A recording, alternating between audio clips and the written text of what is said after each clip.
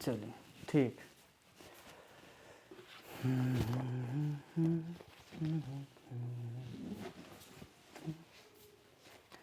कौन सा अध्याय है? प्रश्नावली 10.1 प्रश्नावली 1.1 प्रश्नावली 1.1 प्रश्न संख्या 1 क्वेश्चन नंबर 1। इसमें क्या कह रहा है? इसमें कह रहा है क्या शून्य एक परिमेय संख्या है? क्या शून्य एक परिमेय संख्या है?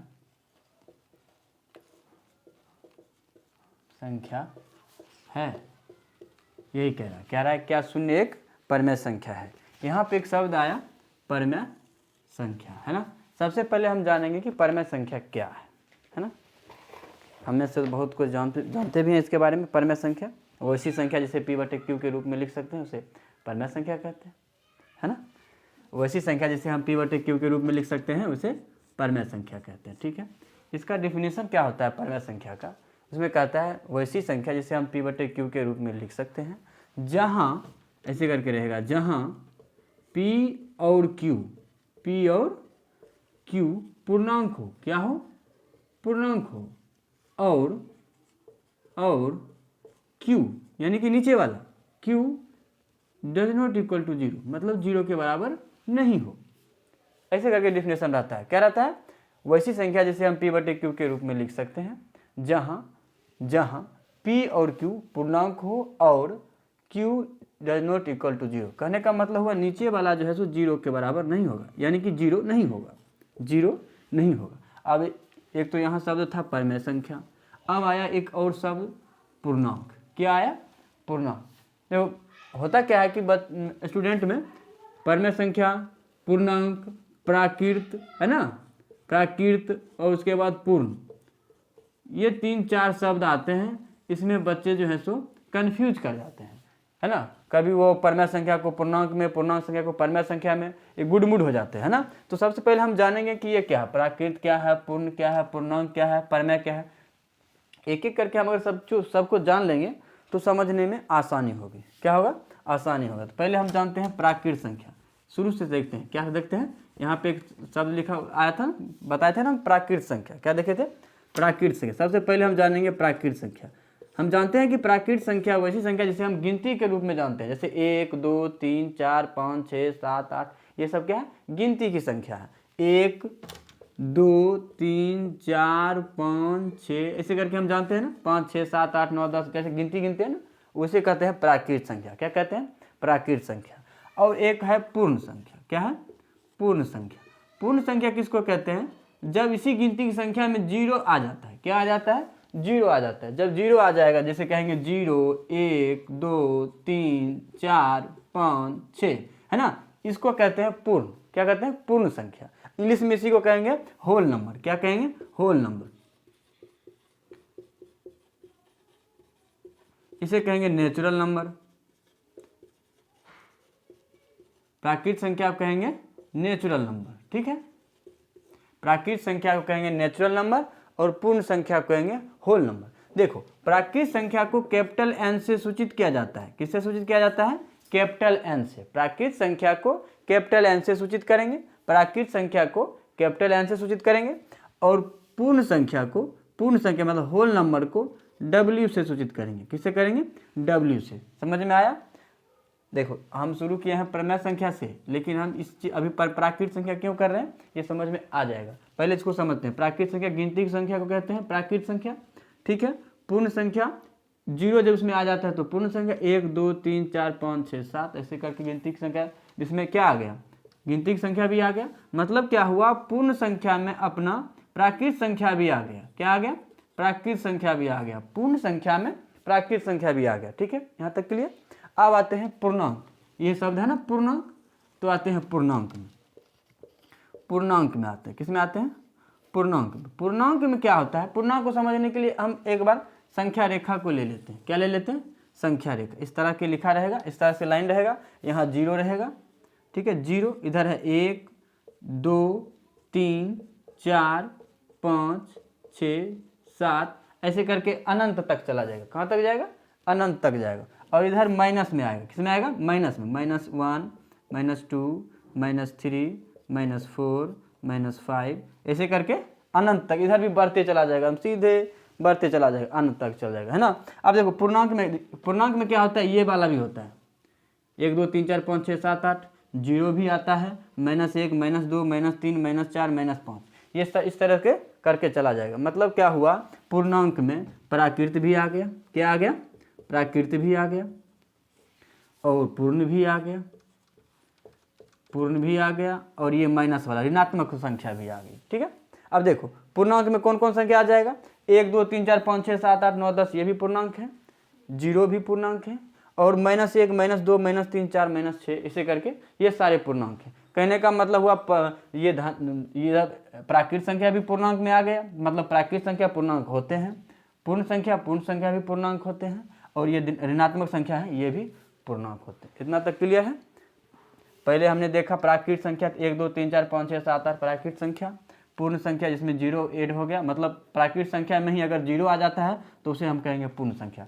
कहने का मतलब हुआ दो जो है, यहाँ वाला 2 जो है ये पूर्ण संख्या भी है और प्राकृत संख्या भी है, पूर्ण संख्या भी है और प्राकृत संख्या भी है। ठीक है। अब यहाँ माइनस है, माइनस वाला पूर्णांक हो गया। ठीक है। अब देखो बच्चे में स्टूडेंट क्या करते हैं? माइनस वाला को तो पूर्णांक मान लेते हैं, लेकिन 1, 2, 3, 4 को पूर्णांक नहीं समझते हैं। वो समझते हैं ये प्राकृत संख्या है। प्राकृत संख्या भी है और पूर्णांक भी है, प्राकृत भी है और पूर्णांक भी है। प्राकृत में क्या होता है? पूर्णांक में क्या होता है? सब आ जाते हैं, पूर्णांक भी आ जाते हैं, प्राकृत भी आ जाते हैं, पूर्ण भी आ जाते हैं, और माइनस वाला भी आ जाते हैं। पूर्णांक में क्या होता है? प्लस वाला भी 1, 2, 3, 4, 5, 6 ये भी प्राकृत पूर्णांक संख्या है, और -1, 2, -4, 5, 6, 7, 8, 9, 10 ये भी पूर्णांक है, और जीरो भी पूर्णांक है। इतना समझ में आया? P और Q पूर्णांक हो, पूर्णांक समझ में आ गया। अब कहता है क्या परमेय संख्या। अब हम समझते हैं परमेय संख्या किसको कहते हैं। परमेय संख्या का परिभाषा क्या है? वैसी संख्या जिसे हम P/Q के रूप में लिख सकते हैं, उसे हम क्या कहेंगे? परमेय संख्या। परमेय संख्या मतलब बट्टा वाला। नॉर्मल स्टूडेंट बट्टा वालों को परमेय संख्या कहता है। क्या कहता है? यह परमेय संख्या है। लेकिन अब यहाँ पे हम देखते हैं, जैसे 1 हुआ ना, 1 के नीचे में 1 कुछ नहीं लिखा हुआ है, इसका मतलब है कि नीचे में 1 है ना।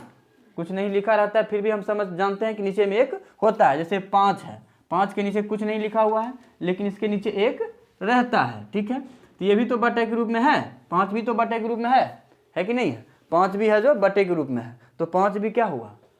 परमेय संख्या हुआ। समझ में आई बात? है ना। स्टूडेंट क्या करते हैं? बट्टे वाले को तो परमेय संख्या बोलते हैं, लेकिन अगर उनसे पूछ लो कि 5 परमेय संख्या है कि नहीं है, तो वहाँ वो फंस जाते हैं। वहाँ वो बोलते हैं नहीं ये तो प्राकृत संख्या है। नहीं, परमेय संख्या में ये भी आ गया, प्राकृत तो है ही, ये प्राकृत भी है और परमेय भी है, क्योंकि इसके नीचे 1 रहता है, 1 रहता है, सबके नीचे 1 रहता है, सबके नीचे 1 रहता है, सबके नीचे। यहाँ माइनस वाला भी है, इसके नीचे भी 1 है, इसके नीचे भी 1 है, इसके नीचे भी 1 है। तो ये सभी हैं क्या है? प्राकृत संख्या भी, ये प्राकृत संख्या भी है और परमेय संख्या भी है। इधर वाला पूर्णांक भी है, परमेय भी है, ये भी पूर्णांक है, ये भी परमेय है। मतलब जितना पूर्णांक संख्या है सब परमेय संख्या है, जितना भी प्राकृत संख्या है, गिनती संख्या है, सब परमेय संख्या है, जितना भी पूर्ण संख्या है सब परमेय संख्या है। आया बात समझ में? इतना तक क्लियर? अब देखते हैं इसमें कहता है क्वेश्चन, प्रश्न पे आते हैं हम। अब आते हैं हम प्रश्न पे। समझ में आ गया परमेय संख्या किसको कहते हैं, पूर्णांक किसको कहते हैं, है ना। पूर्णांक ये सब हुआ 1, 2, 3, 4, 5, 6, 7, 8, 0, -1, -2, -3, -4, 5 जो भी है सब है पूर्णांक है। इतना तक क्लियर है? अब आते हैं परमेय पे। यहाँ कह रहा है क्या 0 एक परमेय संख्या है, ये पूछ रहा है। 0 कहाँ है? यहाँ पे है।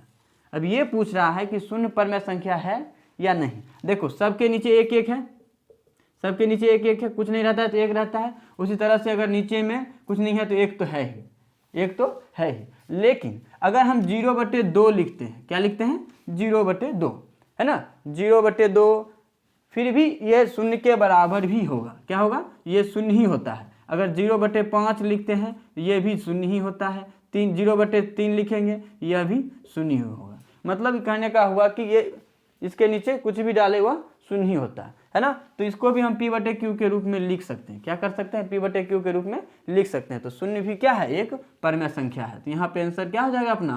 हाँ, शून्य एक परिमेय संख्या है। उसके बाद आगे क्या कह रहा है, आगे कुछ प्रश्न में कह रहा है क्या इसे आप पी बटे क्यू के रूप में लिख सकते हैं? हाँ, लिख सकते हैं। इसे हम पी बटे क्यू के रूप में लिख सकते हैं, 0/1, 0/2 या फिर 0/-2, 0/-5, इस तरह से भी हम लिख सकते हैं। ठीक है, जहाँ पी और क्यू पूर्णांक हैं और Q is not equal to 0, इस तरह से क्वेश्चन था। देखो यहाँ क्यू 0 नहीं क्यों देता है, परिमेय संख्या में क्यू 0 के बराबर नहीं है, यह क्यों देता है, एक बार हम इसको भी समझ लेते हैं। ऐसा क्यों दिया रहता है, हर जगह क्यू परिभाषा में ही दिया हुआ है, वैसी संख्या जिसे हम पी बटे क्यू के रूप में लिख सकते हैं, जहाँ पी और क्यू पूर्णांक हो और क्यू 0 के बराबर नहीं हो, Q does not equal to 0। ऐसा परिभाषा में ये सब इसको क्यों लाता है उसको समझ लेते हैं एक बार।